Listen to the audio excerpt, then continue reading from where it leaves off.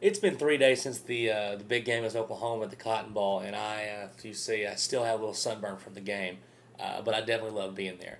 And I know it's been a while. I know you guys have been asking for my thoughts on the game and whatnot. I kind of wanted to give that video of the three guys singing "The Eyes of Texas" a little life to it. Keep it up there for a couple of days by itself before I came and talked about this game. And so, of course, this will be the last video talking about the Sooners. But to talk about the game, I know it's been 3 days since then, but what I got to say, one, the experience was amazing. And, this is my first time to be at the Cotton Bowl, first time to be at this rivalry. I've been to Texas State Fair before, like once when I was younger. But after being there, the game belongs at the State Fair. It belongs at the Cotton Bowl. And I know that about 2014, 2015, it's going to move to the new Cowboy Stadium. And, it's inevitable. They'll make more money. There's more seats. But that's college atmosphere. That's split right down the middle out there. It's an outdoor stadium with the State Fair. The whole area is college football, and it belongs there. And it was an amazing experience, and especially because we won. But to talk about the game itself, I cannot say enough about this Texas defense. This Texas defense is one of, if not the best, Texas defense I've ever seen. Aaron Williams got the player of the game, which you can't hardly argue with anybody on defense getting the player of the game. You could have given it to Eddie Jones, could have given it to the Ocho brothers, Roderick McElroy. But me personally, I think you got to give it to Earl Thomas. Earl Thomas was all over the field. He's been all year.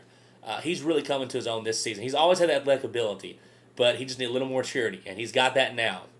He's got a year under his belt as a Texas Longhorn, and he is definitely showing it. Breaking up passes, making picks, hitting guys in the backfield. Earl Thomas is all over the field, and that is one of the main reasons this team has a chance to do something special this year. I can't say enough about the defense. The defense got to stop every time we need them to. I think forced 5-6 turnovers, held the Sooners to negative 16 rushing. That's a great day for the Texas Longhorns defense. In contrast, the offense still needs work.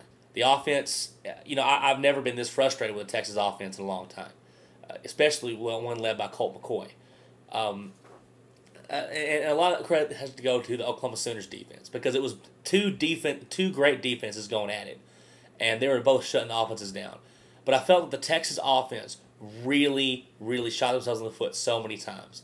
With Colt making a big run, trying to make something happen, fumbling into the end zone, not being able to get anything going, and also the pick that he threw after a turnover near the goal line in the second half.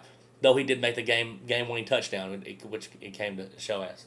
So what I'll say about Colt is this, and the offense, but mostly Colt, because it comes down to the quarterback, always does. He didn't play great, and so far this season he has not played as well as he did last season. But I'm always going to be in his corner. He's always going to be my boy, and until he graduates, I will always be a fan of Colt McCoy and have him start this. Want him to start for this team. And what I'll say about him is this: he didn't play well, made a lot of bad reads, didn't read the defense at all sometimes, made bad throws and whatnot. I know his hand hurt, I know he had a cold, but he wouldn't use that excuse, and I'm not going to either. But I will say that Colt McCoy is one of the grittiest college football players you're going to see in a long time. He doesn't get the credit for it that other people do in college football. He is a guy, and I saw it after the game, the emotion on his face, the emotion during the game, especially once the game was over, the fist pumps. This game meant a lot more to him than any regular game. And of course, the players on each side will say that, we got to take it one game at a time, whatever. No, this game means more because it's the Oklahoma game. It's the Golden Hat game. It's rivalry. And you could tell that from the guys, especially Colt. He was relieved to win. He was ecstatic to win. And you'd love to see that from your leader. Did he play well? No. The offense really sputtered. Except now the running game, Fozzie Whitaker and Cody Johnson, you guys came to play. And the offensive line did a great job of pass blocking. I mean, not pass blocking, rush blocking. Pass blocking, they started picking up blitz in the second half and Colt started missing. But that first half, they were putting Colt in his back quite a bit. But run blocking really impressed me. But a lot of that has to do with Fozzie Whitaker. That guy is lightning in a bottle right there. That's a guy we need on the field to start for us and continue to start for us. So, and of course, now talking about the Sooners, Sam Bradford went down early in the game. What I have to say about that is this: I don't think he should have played, and I'm not trying to cast blame on anybody, try to cast blame on him or his family or Coach Stoops.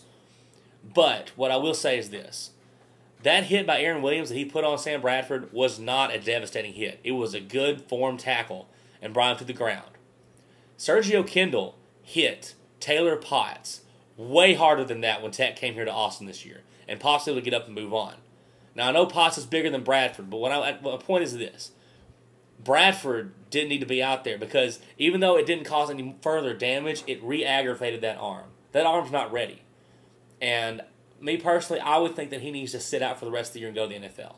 He needs to cut his losses. I do applaud him for coming back, wanting to win in Oklahoma. It just didn't work out for him. I'm not one of those guys who's saying that he's stupid for coming back and that he should have taken that money or whatever. No, he loves Oklahoma, and I respect that out of Sam Bradford. And you hate to see that happen to the guy like that, but Texas, Landry Jones came in and did an okay job. He managed the game, but I think the game was a little bigger than he was, and you could tell that some plays. But he did keep his cool for most of the time. Texas comes on the way to the win, 16-13. The big obstacle, or the perceived big obstacle, is out of the way with Oklahoma, but this season isn't over yet. And what I love hearing about from the Texas Longhorns team, they're not satisfied with this win. Usually, any win you get over the Oklahoma Sooners, you'll take it, and they will. But there's a lot of things you can improve on this game. And looking ahead, we got Missouri coming up, and then on the road against Stillwater, against Oklahoma State.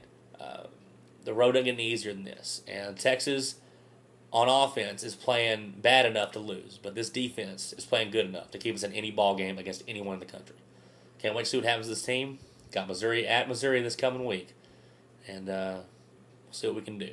Great to beat the Sooners. Congrats to all Longhorns fans. And thank you to all the Sooners fans, those three guys who sang the song after. Great class by those guys. And we'll have to do it next year. But until then, Texas takes the Red River rivalry. We take the Golden Hat, and we're moving on. We're 6-0.